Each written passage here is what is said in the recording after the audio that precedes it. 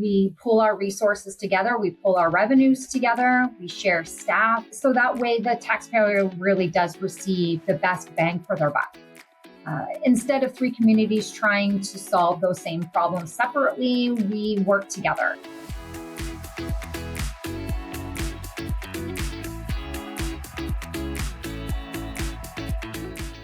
Hello, and welcome to this ICMA Member Spotlight. I'm your host, Jessie Finley, Marketing Manager with ICMA, and today we're highlighting leadership in small communities, a topic that represents many local governments across North America and around the world. While larger municipalities often make the headlines, small and rural communities are where local government is often at its most personal. Leaders wear many hats, resources are stretched, and every decision has a direct impact on neighbors, friends, and families. Our guest today knows that reality all too well. Joining us for today's Member Spotlight is Sandra Fournier, Town Manager for the Tri-Towns of Mapleton, Castle Hill, and Chapman, Maine, overseeing municipal, school, and county operations across 3 communities.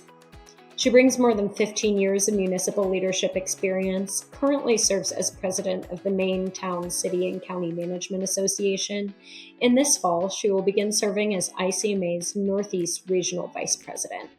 Sandra, thank you so much for joining us today. Thank you for having me. So when we first met, you shared something that really stood out to me. You explained that in small communities, local government isn't distant. It's your neighbors, your family, and your friends. And that has shaped your philosophy to lead with integrity, communicate openly, and always keep the people behind every policy decision at the center of your work. How has serving in small rural communities influenced the kind of leader you've become? Well, I love working in a small community. What I love most about it isn't anonymous. If there is an issue or concern that my residents have, 9 out of 10 times, I'm going to be seeing them within a matter of minutes, whether it's at the local gas station or the grocery store. They're going to pull me to the side just to be able to have a conversation with me. That to me is something that really speaks to my heart, that I have that opportunity to be able to have those one-on-one conversations with my residents. It helps me in how I lead, and it reminds me that every ordinance that we do, every policy that we implement, even our budgets have a human face behind that. Honestly, I think it's a good thing that we can't hide behind bureaucracy, and it's taught me to lead with integrity and communicate openly. It keeps you humble. One minute you could be discussing a huge infrastructure project, and the next minute I am going to be having a conversation in my post office with a local resident that's upset because the local irrigation system is making too much noise with the farmers. So both of those conversations are just as equally important in my area, and that is what has primarily really shaped me in becoming a leader in small communities. I really love that perspective because it really captures what makes leadership in small communities so unique. While that philosophy is your foundation, putting it into practice looks a little different when you're responsible for not 1 community, but 3. Yep. And as you know, most town or city managers are overseeing just 1 community, and you have these 3 municipalities that you're responsible for, along with school and county operations. So for those who may not be familiar with the Tri-Town structure, what are some of the biggest benefits you've seen? Are there efficiencies, shared resources, or economies of scale that people might not expect? Yes, I am leading 3 communities, but it's more as a regional aspect, collaboration, than it is each individual municipality. We do still have their own individualities, their own histories, their own traditions. One of the biggest benefits is that we are able to provide a level of service jointly that is very difficult if these municipalities had to do them all on their own. We pull our resources together, we pull our revenues together, we share staff, we share equipment, building infrastructure, purchasing power. All of that is combined. So that way the taxpayer really does receive the best bang for their buck.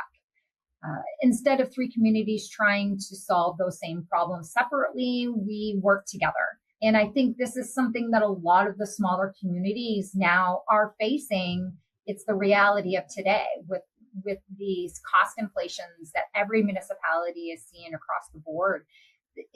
It's coming to the point where board members are having these conversations on how can we still provide these services to our residents, but not tax them out of their homes. And this is one way that our communities have been able to find it works. We've been doing it since 1992.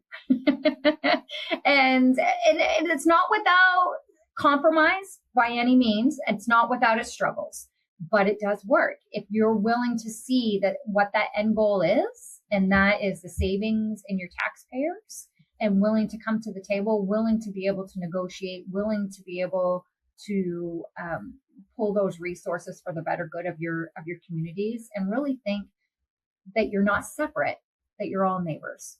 That thread of relationships is really important. And that's been throughout the conversation, that relationships really matter the most in this tri-town model, whether it's with residents, elected officials, or neighboring communities. And that same emphasis on building connections extends beyond your towns through your involvement with ICMA.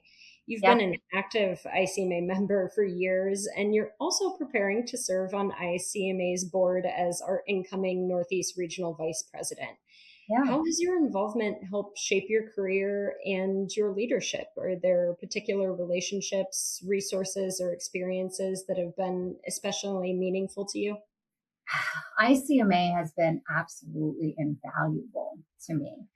In small communities, we don't always have that sounding board to be able to bounce ideas off of. There isn't another manager or assistant manager that's down the hall that I can go and have a conversation with.